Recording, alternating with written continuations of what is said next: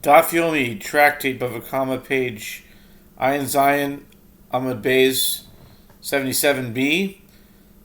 Top of the page with the words V'amar Reish Lakish.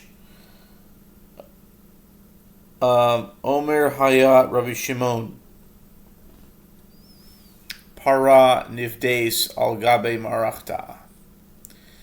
And Reish Lakish says, in explanation of Rabbi Shimon's statement, Rabbi Shimon would say that the red heifer can be redeemed with money even when it has already been slaughtered upon its pyre.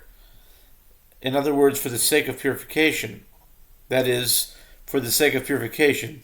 For this reason, Rabbi Shimon claimed that the meat had a time when it was fit for consumption, as it can be rendered permitted for consumption through redemption. The Gemara states its conclusion. Evidently, Rabbi Shimon holds that any animal that is ready to be redeemed is considered as though it has already been redeemed.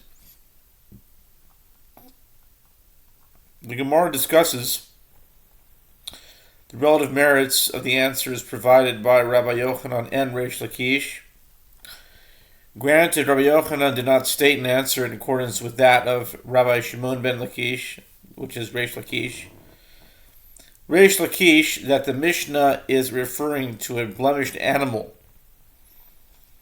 because he wants to interpret the Mishnah as dealing with all kinds of sacrificial animals, even with unblemished ones. But what is the reason that Reish Lakish did not state an answer in accordance with that of Rabbi Yochanan? Reish Lakish could have said to you that the verse states if a man steals an ox or a sheep and slaughters it or sells it, Exodus 21:37, this verse compares slaughtering to selling, thereby indicating that anywhere that the fourfold or fivefold payment is applicable for the sale of a particular animal, it is likewise applicable for its slaughter, and anywhere that the fourfold or fivefold payment is not applicable for the sale of an animal, is not applicable for its slaughter either. And with regard to this case of sacrificial animals, since when one sells sacrificial animals, it is not a valid sale, and no fourfold or fivefold payment is incurred, so too there is no fourfold or fivefold payment for their slaughter. And these two stages follow their own lines of reasoning, as it was stated, according to the statement of Rabbi Shimon, that an act of slaughter that is not fit for accomplishing its full ritual purpose is not considered an act of slaughter at all, and does not entail liability to pay the fourfold or fivefold payment in the case of a thief who sells a stolen animal with a wound that will cause it to die within 12 months. Treifa.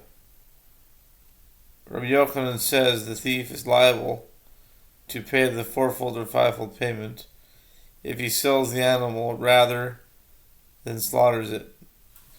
And Reish Lakish says he is exempt. The Gemara elaborates. Rabbi Yochanan says that he is liable, as even though the fourfold or fivefold payment is not applicable for the slaughter of a treifa, according to the opinion of Rabbi Shimon, as its meat may not be eaten, nevertheless, it is applicable for its sale. And Reish Lakish says that the thief is exempt, as since the fourfold or fivefold payment is not applicable for the slaughter of a treifa, according to Rabbi Shimon, it is not applicable for its sale either. Rabbi Yochanan raised an objection to the opinion of Rabbi Shimon ben Lakish from the following braita. If one stole an animal of diverse kinds, for example a sheep-goat hybrid, and slaughtered it, or if he stole a treifa and sold it, he pays the fourfold or fivefold payment. What? Is it not correct to say that this brisa, which mentions the case of selling a stolen treifa but not slaughtering it, is in accordance with the opinion of Rabbi Shimon? Apparently, according to Rabbi Shimon, even though the fourfold or fivefold payment is not applicable for the slaughter of a treifa, it is nevertheless applicable for its sale. Reish Lakish said to Rabbi Yochanan in response, "No, this braita is not taught in accordance with the opinion of Rabbi Shimon. Rather, it follows the opinion of the rabbis, who disagree with Rabbi Shimon and maintain that a thief is liable for the fourfold or fivefold payment for slaughtering an animal, even if the act of slaughter does not render its meat for consumption, as in the case of a treifa." The Gemara asks, if the braita reflects the opinion of the rabbis, why does it mention the sale of a treifa but not its slaughter? According to the opinion of the rabbis, is the fourfold or fivefold payment applicable for the sale of a treifa, while it is not applicable for its slaughter? This is certainly not the case. The Gemara responds with a counter question. Rather, what would you say that the braita reflects the opinion of Rabbi Shimon? The same difficulty could be raised in the case of diverse kinds, as the braita mentions the animal's slaughter but not its sale. Is the fourfold or fivefold payment applicable for the slaughter of an animal of diverse kinds, while it is not applicable for its sale? There is certainly no difference between slaughtering and selling in this case. Rather, one cannot make such inferences from the braita, as it teaches liability with regard to the slaughter of diverse kinds, and the same is true with regard to its sale. If so, one can say the same for the opinion of the rabbis as well. The brisa teaches liability with regard to the sale of a treifa, and the same is true with regard to its slaughter, once the braita is interpreted in accordance with the opinion of the rabbis and not that of Rabbi Shimon. It has no bearing on the dispute between Rabbi Yochanan and Reish Lakish. And Rabbi Yochanan could say to you, what is this comparison? Granted, if you say that the braita reflects the opinion of Rabbi Shimon, and that is why it referred specifically to the sale of a treifa, the braita can be explained, since it necessarily taught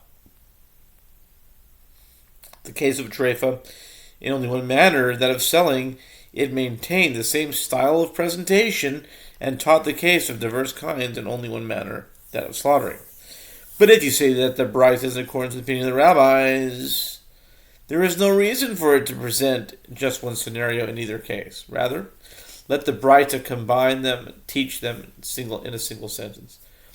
If one stole an animal of diverse kinds, or a treifa, and then slaughtered, or sold either one of them, he pays the fourfold or fivefold payment. The Gemara concludes, this is difficult according to the opinion of Reish Lakish. Kasha. The braita teaches that if a thief is liable to pay the fourfold or fivefold payment in the case of an animal of diverse kinds, the Gemara asks, is it written in the Torah, if a man steals an ox or a sheep, a seh, Exodus 21:37, Rava says concerning the verse, these are the animals that you may eat, the ox, the seh of a sheep, the seh of a goat. Deuteronomy 4:34. And this verse establishes a paradigm for other cases. Wherever the word seh is stated in the Torah, it serves to exclude only an animal of diverse kinds. The Hebrew word seh denotes either sheep or a goat. A hybrid, which is neither sheep nor a goat, does not qualify as a seh. Why then is the fourfold or fivefold payment applicable to one who stole this kind of animal? The Gemara answers, it is different here in the case of fourfold or fivefold payment, as the verse states, or, Exodus 21:37, a term that could have been avoided, as explained earlier in 67b. The extra word serves to include an animal of diverse kinds, in other words, the sheep-goat hybrid. The Gemara asks, and does every instance of the word or serve to include diverse kinds? But isn't it Tana Braita? It is written, when a bull or sheep or a goat is born, it shall be 7 days under its mother, and from the 8th day onward it may be accepted as a fire offering to the Lord. Leviticus 22:27.